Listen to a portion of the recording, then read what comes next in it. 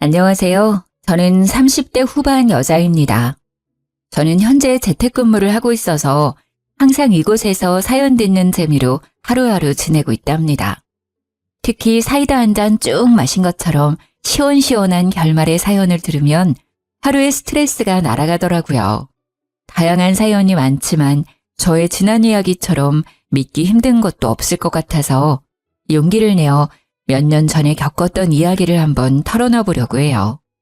친구들뿐만 아니라 가족들까지 모두 저의 이야기를 믿을 수 없어 했었답니다. 뉴스에 나올 정도라고 제보하라고까지 했을 정도였죠. 이런 제 이야기를 한번 들어봐 주시겠어요? 지금도 가끔 자려고 눈을 감으면 생각나는 장면이 있어요. 바로 저의 원수 같은 두 사람이 제 앞에서 무릎을 꿇고 눈물을 줄줄 흘리고 있는 모습이죠. 제발 한 번만 봐주면 안 될까? 나도 정말 힘들었어. 몇 년 동안 네 그림자에 숨어 살아야만 했다고. 난 아무 잘못 없어. 다 이 여자 때문이라고 말했잖아. 우리 다시 예전으로 돌아갈 수만 있다면 내가 진짜 당신한테 충성할게. 둘 다 입 좀 닥쳐줄래? 안 그래도 울리는 머리 더 아프니까? 경찰서 끌려갈 각오나 하셔. 저는 제 발목을 끌어안으려는 남편의 손을 발로 팍 밟아버리고 차갑게 돌아섰답니다. 남편이 악소리를 지르며 손을 움켜잡고 바닥을 뒹굴었죠. 어쩌다 이런 지경까지 가게 되었는지 몇 년 전의 이야기를 한번 시작해 볼게요. 저는 몇 년 전에 교통사고를 아주 크게 당해서 거의 6개월이 넘도록 병원에 입원해 있었어요. 사실 이것도 기억이 나지 않고 다 들은 이야기죠. 저는 내내 의식이 없는 채로 있었거든요. 그렇게 6개월을 거진 식물인간 상태로 지내다가 기적적으로 눈을 뜨게 되었답니다. 처음으로 눈을 떠서 주위를 둘러보던 때가 생각이 나네요. 마치 신생아처럼 모든 게 새롭고 이상하게 보이더라고요. 저를 돌봐주던 간병인이 있었는데 제가 움직이자 아주 놀라서 간호사를 부르러 달려가더라고요. 그렇게 정신없이 시간이 흘러갔고 제 친척 언니라는 사람이 저를 퇴원시키러 왔답니다. 물론 저에겐 낯선 사람이었어요. 왜냐하면 사고의 충격으로 저는 모든 기억을 잃어버리게 되었거든요. 무슨 드라마에서나 봤을 법한 일이 막상 저한테 닥치니까 정말 눈앞이 깜깜하더라고요.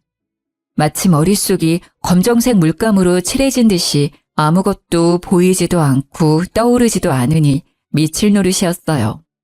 친척 언니는 저와는 별로 닮지 않았더라고요. 쫙 찢어진 눈에 머리를 거의 금발처럼 염색을 한 게 차림새도 엄청 화려했어요. 못 깨어날 줄 알았는데 결국은 정신을 차리긴 차렸네. 일단 너는 갈 데가 없으니까 우리 집으로 가자.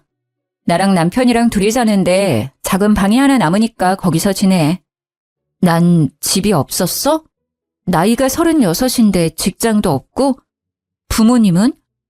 넌 천의 고아야. 너네 부모님이 너가 아주 어릴 때 돌아가셔서 넌 우리 집에서 빌부터 살았어. 작은 구멍가게 같은 회사 다니긴 했는데 사고 나기 전에 이미 관뒀고.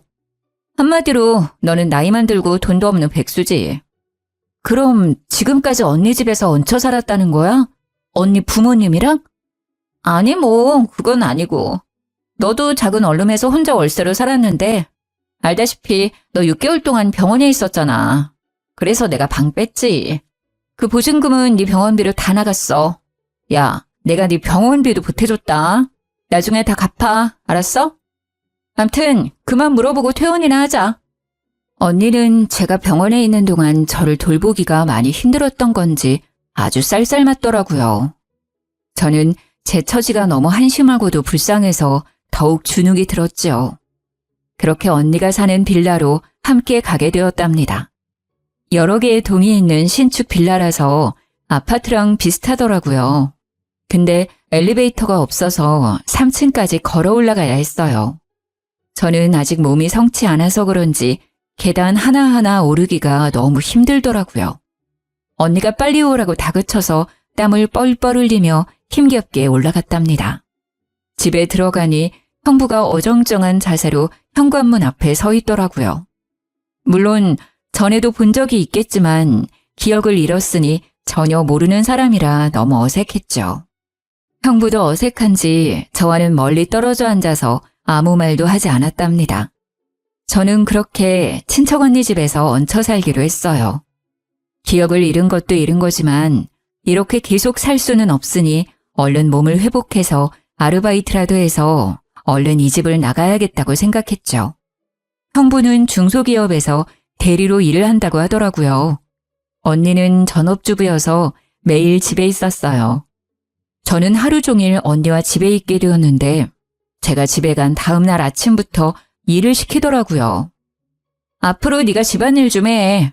나는 밖에서 하는 게 있어서 가끔 나갈 일도 많고 너는 얹혀 사는 주제에 밥값은 해야지. 형부 아침은 꼭 한식으로 먹으니까 아침에 일어나서 밥 좀 하고 아직 몸이 성치 않으니까 밖에는 나가지 마. 장은 내가 다 받아줄 테니까. 그래 알았어. 집세도 안 내고 사는데 나도 도와야지. 걱정하지 마 언니.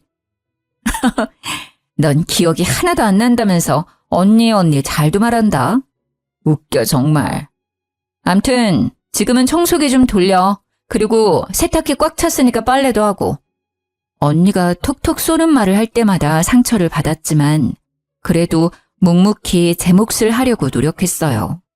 뼈도 다 부서졌었다고 그러더니 조금만 팔을 움직여도 아직 통증이 있었지만 그래도 아침마다 언니와 형부가 먹을 밥을 꼬박꼬박 차려줬답니다. 저는 작은 방에서 지냈는데 매트리스도 없이 얇은 이불 2장만 깔고 자게 되었는데요. 바닥에 누웠다가 일어나기조차 너무 힘들었어요. 하지만 언니한테 침대를 사달라는 말은 당연히 할 수가 없었죠.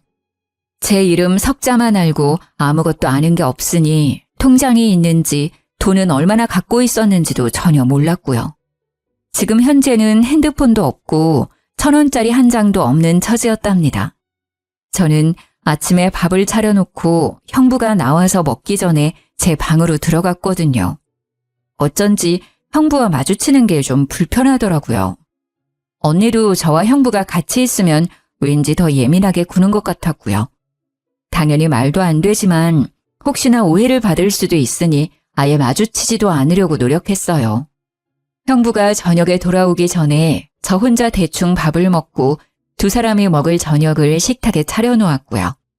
둘이 밥을 먹을 땐 전 방에 들어가 있었답니다. 언니와 형부는 사이가 엄청 좋은지 둘이 낄낄거리며 웃는 소리가 자주 들렸죠. 그렇게 시간은 흘러가고 전 마치 창살 없는 감옥에서 사는 것처럼 너무 답답했답니다. 너 바닥 닦을 때 그 밀대로 하지 말고 손걸레로 박박 닦아. 대충대충 하니까 바닥에 때가 덕지덕지 붙었잖아. 너 일 똑바로 안 해? 언니, 내가 아직 팔에 힘이 없어. 그리고 쪼그려 앉으면 무릎이 너무 아파. 그냥 밀대로 하면 안 될까? 내가 대신 2번 밀게. 6개월이나 누워있어 놓고 아프긴 뭐가 아파? 뼈도 예전에 다 붙었겠다. 엄살 떨기는. 잔말 말고 손걸레로 빡빡 문질러. 얼른! 그리고 내가 다시 한번 말하지만 너 절대 안방은 들어가지도 말고 청소도 하지 마. 알았어? 언니가 계속 째려보면서 할 때까지 시키는 바람에 저는 거실 전체를 쭈그린 자세로 손걸레질을 다 해야만 했어요. 서러운 것보다 뼈마디가 찌릿찌릿 통증이 와서 정신이 아득해질 정도였죠. 그날 밤엔 너무 아프고 제 처지가 처량해서 혼자 펑펑 울었답니다. 그나마 안방은 청소를 안 시키는 게 다행으로 느껴질 정도였죠. 안방에 있는 언니와 형부의 웃음소리가 어찌나 큰지 제 방까지 들릴 정도였어요. 저는 이렇게 슬픈데 한 집에 사는 두 사람은 뭐가 저렇게 신나는지 원망스럽더라고요. 거기다 둘은 야식을 엄청 자주 시켜 먹었는데 배달이 오면 안방으로 쏙 가지고 들어가더라고요. 먹는 걸로 구차하게 말하고 싶지 않아서 그저 모르는 척 했는데요.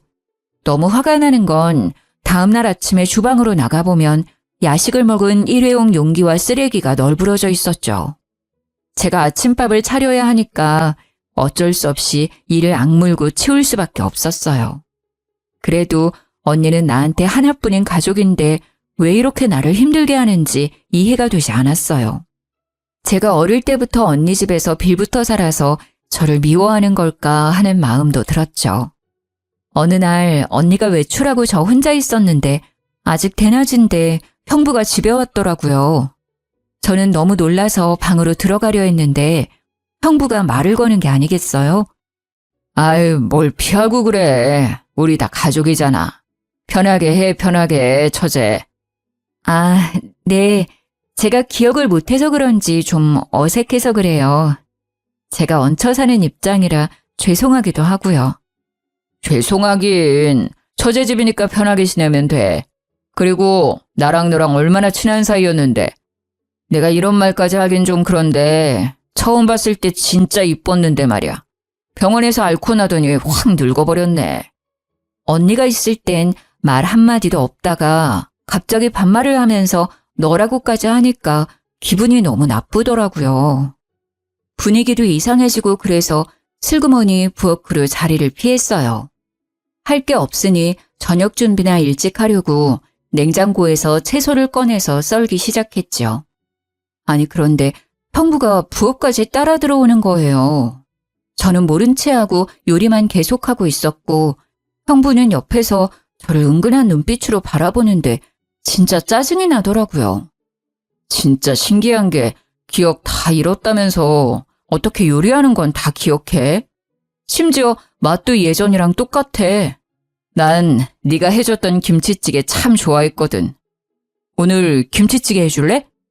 어느새 제 바로 옆까지 와서는 이런 말을 하는데 소름이 쫙 끼치는 거 있죠. 근데 갑자기 형부가 제 손을 덥석 잡는 게 아니겠어요? 저는 너무 놀라서 형부 손을 팍 쳐버렸어요. 지금 뭐 하는 거예요? 아까부터 이상한 말이나 하고 그 기분 나쁜 눈빛은 또 뭐예요? 언니한테 다 말해도 돼요? 저는 다 내동댕이 쳐버리고 방으로 들어와서 문을 잠가버렸어요. 밖에서는 한동안 아무 소리도 없다가 텔레비전 소리가 나더라고요. 저는 밖으로 나가기가 싫어서 그대로 잠을 자버렸어요. 시간이 얼마나 지났을까 갑자기 제 방문을 부서져라 쾅쾅 치는 거예요. 깜짝 놀라서 잠에서 깼는데 언니의 화난 목소리가 들렸어요. 야, 문 열어. 너 뭐 하는 거야? 지금이 몇 시인데 밥도 안 해놨어. 형부도 굶고 있었잖아. 당장 문 안 열어? 저는 얼른 방문을 빼꼼 열었는데 언니가 팍 젖히고 들어왔답니다. 너 지금 잔 거야? 이제 아주 간이 배 밖으로 나왔구만. 전기세 10원도 안 내고 얹혀 사는 주제에 새끼 밥하라는 게 그렇게 어렵냐? 나 지금 배고파 죽겠는데 어떻게 책임질 거야? 미안해. 내가 금방 차려줄게. 언니 샤워하는 동안 다 해놓을 테니까 얼른 먼저 씻어. 언니는 눈이 돌아갈 정도로 저를 노려보고는 씩씩대면서 화장실 문을 쾅 닫고 들어가 버렸어요. 저는 정신없이 저녁 준비를 했죠.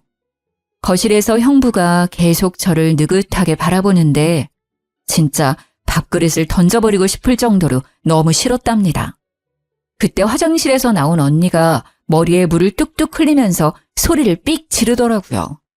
당신 지금 뭘 그렇게 봐? 지금 누구 보냐고! 보긴 뭘 봐. 맛있는 냄새가 나서 메뉴가 뭔지 한번 보려고 그랬지. 배고파 죽겠네. 저는 잘못한 것도 없는데 괜히 찔리는 마음이 들어서 집에 있는 게 너무 불편했어요. 이럴 때 밖에라도 나가서 산책 좀 하고 싶은데 언니는 절대 밖에 못 나가게 했거든요.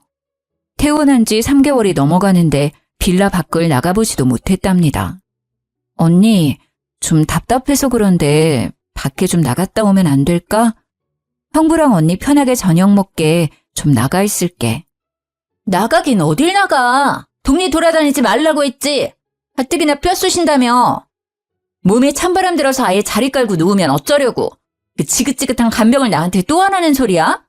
몸 회복될 때까진 절대 나가지 마. 알았어? 저는 주눅이 들어서 밥도 먹을 생각도 안 하고 그대로 방으로 들어올 수밖에 없었어요. 그 후로 언니는 점점 더 저를 괴롭히기 시작했죠. 왠지 형부와 제 사이를 의심하는 게 아닐까 싶었답니다. 언니는 집에서 하루 종일 저를 감시하다시피 했어요.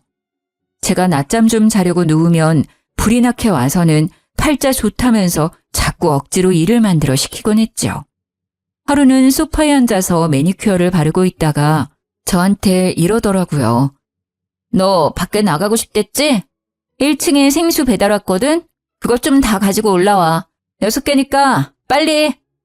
저는 그렇게 몇 달 만에 계단을 내려갔네요.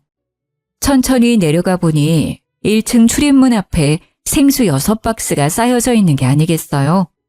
저는 6병을 말하는 줄 알았는데 말이죠. 너무 놀라서 입을 쫙 벌리고 한참을 서 있었는데 3층에서 언니 목소리가 날카롭게 들려왔어요. 제사 지내니? 빨리 하나씩 들고 올라오라니까. 언니, 너무 무거워서 못 들 것 같아.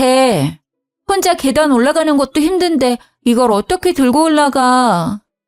해보지도 않고 깨부터 쓰는 거 봐. 일단 들어봐. 그런 것도 해야 힘도 기르는 거지. 빨리. 저는 울상을 지으며 한 박스를 들고 계단을 오르기 시작했어요. 이를 악물고 한 계단씩 내딛는데 진짜 힘들더라고요.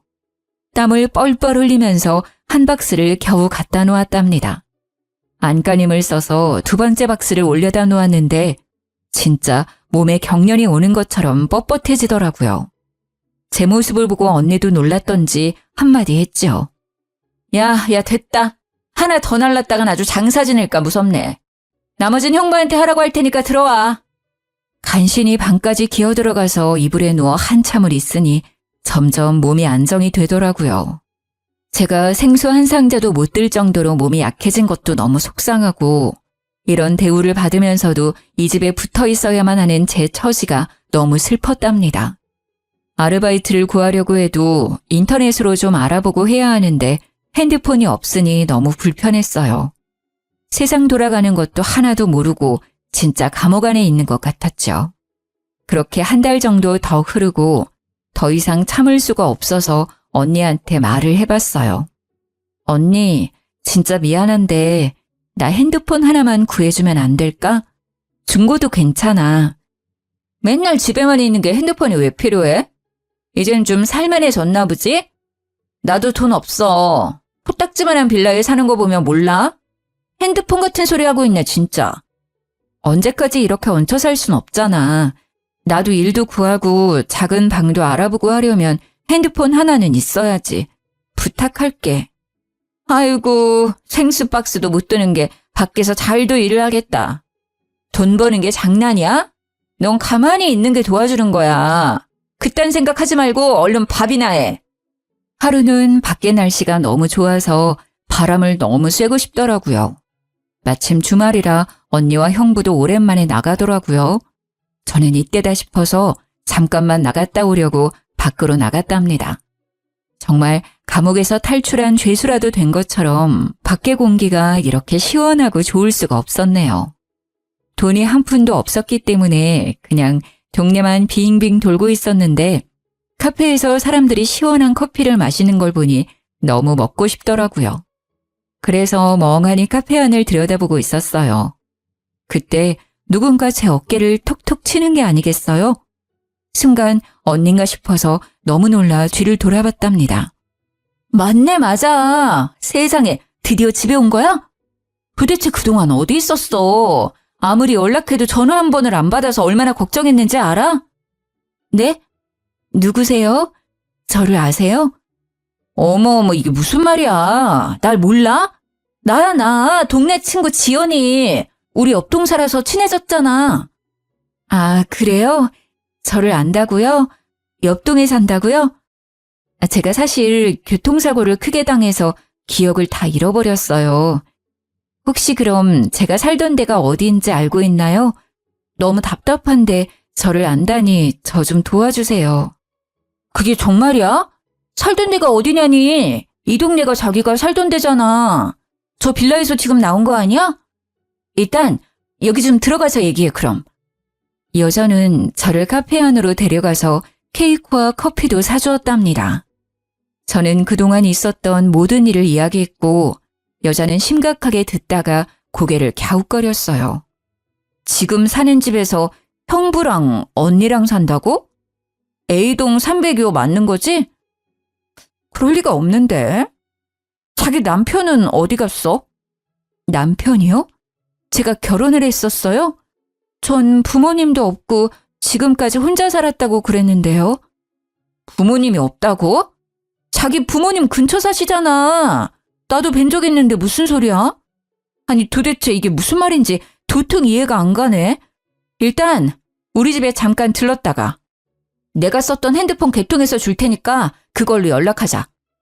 친구라는 여자는 진짜 제가 사는 빌라의 옆동에 살고 있었어요. 집에 들어가니 왠지 낯설지 않은 기분이 들었답니다. 친구는 저에게 핸드폰을 건네주었고 번호도 알려주었답니다. 친구의 말을 들으니 더욱 머릿속이 혼란스러워지기 시작했어요. 내가 결혼도 했고 부모님도 살아계시다면 다들 어디에 있는 거고 친척 언니는 저에게 왜 거짓말을 한 건지도 궁금했죠. 아니면 오늘 처음 만난 친구라는 여자가 거짓말을 하고 있을지도 모르는 거고요. 저는 헝클어진 실타래 마냥 뒤죽박죽인 머릿속을 감당하기가 힘들었답니다. 어떻게든 기억을 되찾는 게 최선의 방법일 것 같았죠. 언니에게 말을 꺼냈다가 더욱 힘든 상황에 처할 수도 있고 아무도 믿을 수 없다는 생각이 들었거든요. 저는 친구에게 받은 핸드폰으로 기억을 찾기 위해 여러모로 검색도 해보고 방법도 찾아보기 시작했어요. 하지만 쉽게 돌아오지 않는 기억에 하루하루 좌절만 더해갔답니다. 기억을 찾으려고 노력할수록 머리가 띵하게 아프거나 이명이 생길 정도로 멍해지는 날들이 늘어갔어요. 그럴 때는 아무것도 하지 못하고 누워있거나 앉아있어야 좀 진정이 될 정도였죠. 그날도 갑자기 귓속부터 삐익 울리며 머리 전체가 쿵쿵 울리길래 거실 소파에 주저앉아 있었어요. 안방에서 나온 언니가 저를 보더니 소리를 지르더라고요. 야, 앉아서 뭐하니? 형 볼 시간 다 됐는데 쌀도 안 씻어놨네. 이게 또 기어오르려고 아주. 당장 안 일어나? 저는 대답도 못할 정도로 머리가 울려서 그저 얼굴만 찡그리고 움직이지 못하고 있었어요. 언니는 제가 대답을 안 하자 더욱 화를 내기 시작했죠. 이게 이젠 대꾸도 하네? 그래, 내가 지금까지 너무 착하게 대했지? 이게 아주 기어올라. 언니는 순식간에 제 머리채를 잡고 흔들기 시작했답니다. 저는 너무 아파서 악 소리를 질러댔어요. 언니는 제 머리를 좌우로 흔들어대더니 팍 놓아버리더라고요. 제가 바닥에 주저앉아 있자 제 뒤통수를 빡 갈기는 게 아니겠어요? 저는 순간 억 소리를 지르며 몸이 앞으로 구부러졌죠. 갑자기 머릿속에서 번개가 치는 것처럼 번쩍하더니 마치 전선이 이어지는 것 같이 찌릿찌릿하더라고요. 나 너무 머리가 아파. 이게 무슨 짓이야? 왜 머리채를 잡아? 진짜 언니 맞아? 왜 이렇게 나를 괴롭혀? 저는 언니를 돌아보고 소리를 질렀어요. 그때 또 귀가 멍해지더니 머릿속에 전기가 오르는 것 같았어요. 그러면서 순간적으로 예전 기억이 사진처럼 짧게 스쳐 지나갔죠. 저는 기억이 조금씩 돌아오고 있다는 걸 본능적으로 느낄 수 있었답니다. 그런데 정말 이상한 게 스쳐 지나간 기억 중에서 형부의 얼굴이 선명하게 보였다는 점이었어요. 저는 형부가 너무 불편하고 싫은 마음까지 있어서 그런지 왜 형부의 얼굴이 크게 보였는지 이상했죠. 예전에 형부가 말한 대로 진짜 친한 사이였나 싶은 생각도 들었답니다. 언니의 감시를 받으며 집에서만 지내야 하는 시간이 계속되었지만 핸드폰이 있었기 때문에 친구와 연락하면서 점점 저에 대해 더 알아갈 수 있었어요. 저는 사고당하기 전까지도 직장에 다녔었는데 심지어 꽤 괜찮은 회사였더라고요. 혹시나 하고 제가 일했다는 부서에 전화를 해봤는데 전화를 받은 직원이 진짜 저를 알고 반가워하는 게 아니겠어요? 대리님, 도대체 어떻게 된 거예요? 오랫동안 출근을 안 하시더니 하루아침에 갑자기 그만두셔서 얼마나 걱정을 했는지 아세요? 아, 저 정말 미안한데 나중에 다 설명해 줄 테니까 혹시 저에 관한 서류 좀 받아볼 수 있을까요? 인사팀에 좀 요청 좀 해주시겠어요? 직원은 제 인사 기록을 메일로 보내주었고 저는 이제야 제 이름이 뭔지, 무슨 삶을 살았었는지 조금은 확인할 수 있었어요. 확실한 건 친구의 말이 사실이었고 친척 언니의 말은 모두 거짓일 가능성이 커졌다는 거였죠. 이제 보니 언니가 알려준 제 이름조차 가짜였거든요. 저는 솟구쳐오르는 분노를 숨기면서 예전과 똑같이 언니를 대했어요.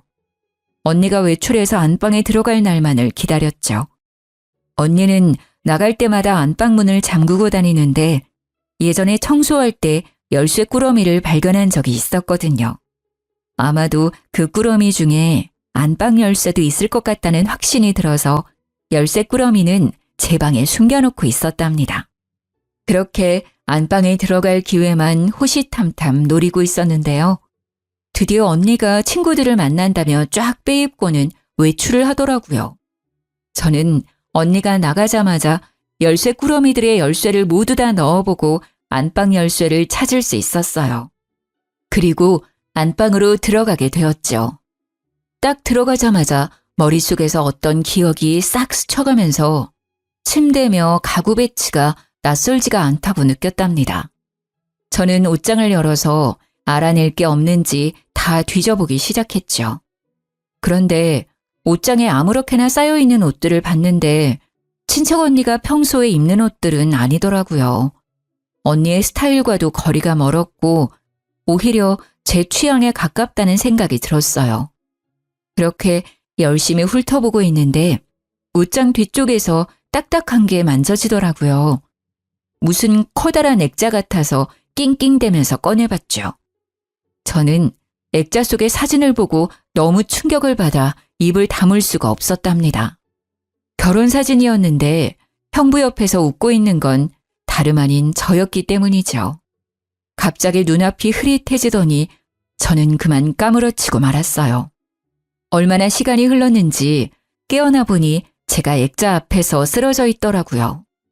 정신을 차려보니 머리도 깨질 듯이 아파왔어요. 저는 한참 동안 머리를 손으로 꽉 누르면서 통증이 멈추길 기다렸고 동시에 모든 기억이 돌아왔다는 걸 직감적으로 깨달았답니다.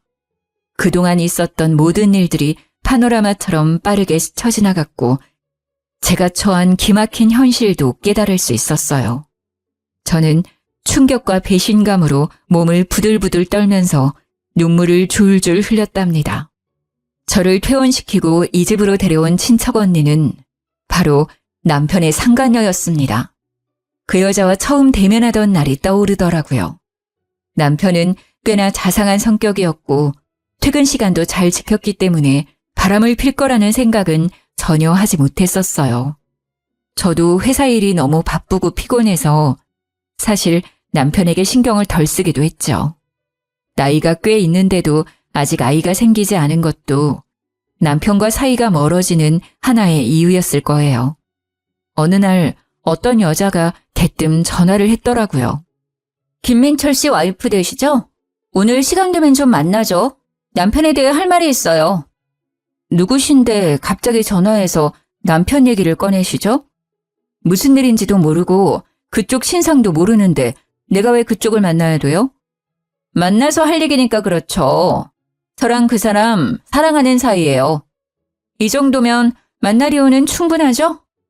상간녀가 뭐 이리 당당한지 당황스럽고 남편이 그동안 저 몰래 다른 여자를 만났다는 게 믿기지가 않더라고요.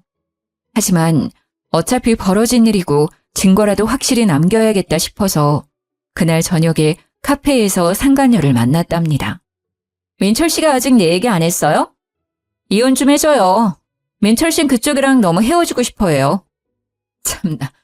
그러니까 둘이 사랑하는 사이라는 거죠? 근데 왜 남편은 나한테 한마디도 안 꺼냈을까요? 그러니까 내가 이렇게 나선 거예요. 그쪽만 물러나면 되니까 이혼 좀 하라고요. 그건 우리 부부 사이의 일이니까 그쪽은 상관 말아요. 할지 안 할지는 내가 정하는 거니까 주제넘게 끼지 말고. 나는 자리를 박차고 나와 당장 집으로 가서 남편에게 녹음한 걸 들려주며 따져 물었죠. 그렇게 이혼을 바라면서 왜 숨겼어? 기다려. 내가 상간녀 소송 먼저 하고 이혼 소송도 바로 걸어줄 테니까.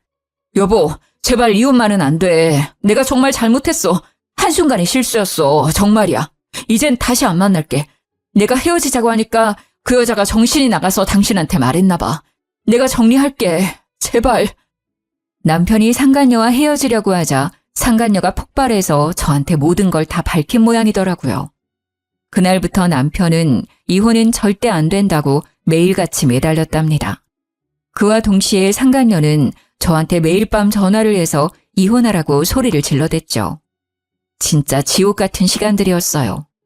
저는 도저히 참을 수 없어서 양가 부모님한테 모두 털어놓고 이혼 소송을 진행하기로 마음을 먹었답니다.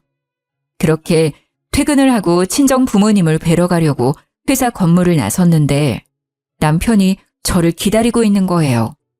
제가 남편을 무시하고 지나가자 남편이 거칠게 제 손목을 낚아채더라고요. 왜 이래? 회사 사람들 보겠어. 당장 안 나? 너 어디 가는 거야? 내가 부모님한텐 절대 말하지 말라고 했잖아. 다 정리했다니까? 정리했는데 매일 밤 그 여자가 나한테 번호를 바꿔가면서 술 먹고 전화해 대니? 난 더 이상 봐줄 수 없어. 오늘 우리 부모님한테 먼저 말할 거니까 그렇게 알아. 저는 남편을 뿌리치고 횡단보도로 달려나갔어요. 그리고 그 순간 트럭의 불빛이 제 눈을 찌르는 걸 마지막으로 모든 기억이 사라졌던 거죠. 저는 남편 때문에 흥분해서 신호를 미처 보지 못하고 차도로 뛰어들었고 그렇게 트럭에 치여 사고가 나게 된 것이었답니다. 모든 기억을 찾은 저는 남편에게 전화를 걸었어요. 남편이 능글맞은 목소리로 전화를 받더군요. 처제가 웬일로 나한테 전화를 다 했어? 무슨 일이야? 언니 지금 집에 없어? 네, 언니 지금 집에 없는데요. 형부, 죄송한데 지금 바로 와주시면 안 될까요? 제가 몸이 안 좋아서요.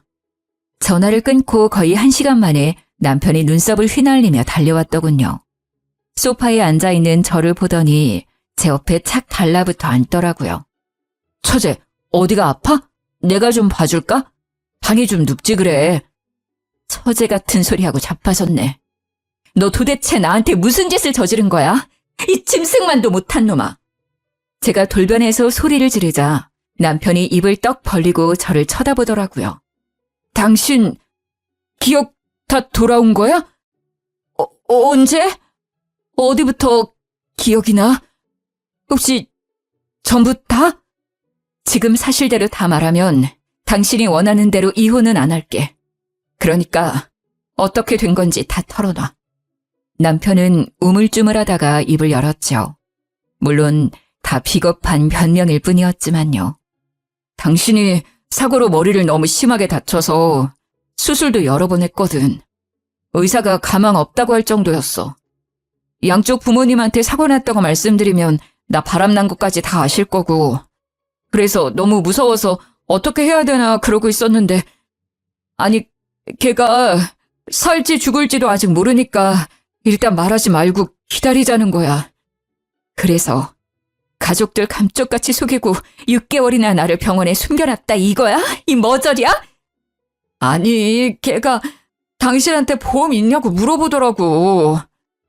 생명보험 있다니까 일단 더 기다렸다가 혹시나 당신이 잘못되면 그 돈 갖고 결혼하자고 자꾸 꼬시는 거야.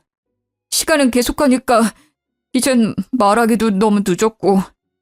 그런데 저는 6개월이나 계속 죽지 않고 살아있었던 거고 심지어 회복까지 된 거였죠. 그동안 남편은 제 가족들에게 제가 여행을 갔다느니 너무 바쁘다느니 계속 핑계를 대며 집에 찾아오지 못하게 막기까지 했던 것이요. 심지어 제 회사에 찾아가서는 제가 아프다면서 대신 사직서까지 제출했다는 거예요. 하루가 멀다 하고 야근까지 해가면서 치열하게 지켰던 자리였는데 제 보호자의 위치에 있다는 걸 이용해서 제 커리어까지 망가뜨린 거죠. 저는 남편이 벌인 이 기막히고 파렴치한 일에 치가 떨렸어요. 당신, 나랑 이혼하기 싫다면서. 그럼 내가 깨어났으면 예전처럼 잘 지낼 수 있었잖아. 어차피 기억도 하나도 못하는데. 나도 정말 그러고 싶었지. 근데 걔가 당신이 아무것도 기억 못하는 거 알고는 일을 이렇게 버린 거야. 난 진짜 하늘에 맹세코 당신을 속이고 싶지 않았어. 근데 걔가 협조 안 하면 부모님이랑 회사에도 다 알린다고 협박을 하는 거야. 진짜 나 걔 때문에 인생 조졌어, 여보. 다 걔가 꾸민 일이야. 믿어줘, 제발. 너희 둘이 짜고 나를 집에 데려와서 그렇게 식모처럼 부려먹었는데 걔 혼자 꾸민 거라고? 손뼉도 마주쳐야 소리가 나는 법이야. 너는 하기 싫었다면서 밤마다 그년이랑 그렇게 신나게 웃어댔어? 제가 남편을 쏘아보며 따지고 있는데 현관문 여는 소리가 들렸어요. 상간녀가 살짝 술에 취해서 들어오더라고요. 상간녀는 저와 남편이 나란히 앉아있는 걸 보고는 눈이 돌아서 악을 써댔죠. 뭐야? 왜 둘이 붙어 있어? 너 지금 형부한테 뭐 하는 짓이야? 우갈 데 없는 거 걷어주니까 은혜도 모르고. 내 집에서 먹여주고 잠도 재워준 건 나지. 이 분수도 모르는 게 어디서 나대. 남의 집에서 집주인 행세하니까 기분 좋지? 진짜 네 남편, 네 집이라도 된 것 같았어? 제가 상간녀 눈을 쏘아보며 차갑게 비웃어주자 상간녀의 눈이 속절없이 흔들리기 시작했어요. 그동안 이렇게 보잘것없는 여자가 진짜 친척 언니인 줄 알고 삼시세끼 밥을 해다 바치고 옷을 빨아서 다림질까지 해주면서 지냈었다니 어이가 없어서 웃음도 안 나오더라고요. 저는 심지어 오갈 데 없는 천혜고아인 저를 진짜 거둬준 줄 알고 고맙고도 미안한 마음을 느끼고 있었거든요. 저를 속였던 상간녀 못지않게 지금껏 속아온 제 자신에게도 용서 못할 정도로 화가 날 정도였답니다. 뭐야? 기억이 다 돌아온 거야? 그렇다고 해도 달라질 게 뭐 있어? 이 꼴을 당하고도 이혼을 안 하고 살겠다고? 과연 내 남편도 너랑 같은 생각일까? 어쩌니? 내가 보기엔 네가 세상에서 제일 불쌍한 것 같은데. 저는 일부러 이혼을 안 한다고 하면서 남편이 진실을 털어놓도록 만들었던 거였어요. 그래서 남편이 했던 말을 다 녹음했었고 상간녀에게 바로 들려줬죠. 남편의 말을 듣고 있던 상간녀의 얼굴이 벌개지면서 점점 울상으로 일그러지기 시작했어요. 다 내가 꾸민 일이라고? 야, 네가 보험금 탈 때까지 기다리자며. 내가 그동안 너 때문에 얼마나 고생을 했는데 네가 나한테 이럴 수 있어? 나한테 다 뒤집어 씌우겠다 이거야? 야!